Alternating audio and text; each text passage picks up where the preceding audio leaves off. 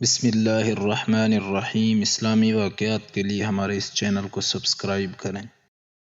आप सल्लल्लाहु अलैहि वसल्लम की उम्र 15 बरस की हुई तो जंग फुज्जार पेश आई। इस जंग में एक तरफ कुरैश और उनके साथ बनु कनाना थे और दूसरी तरफ कैस ऐलान थे।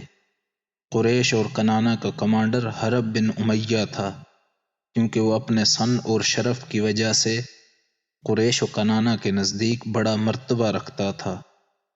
पहले पहर कनाना पर कैस का पल्ला भारी था, लेकिन दोपहर होते होते कैस पर कनाना का पल्ला भारी हो गया।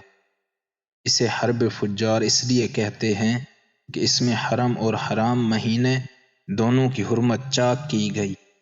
इस जंग में रसूलुल्लाह सल्लल्लाहु अलैहि वसल्लम भी तशरीफ़ ले गए थे और अपने चच्चाओं को तीर थमाते थे।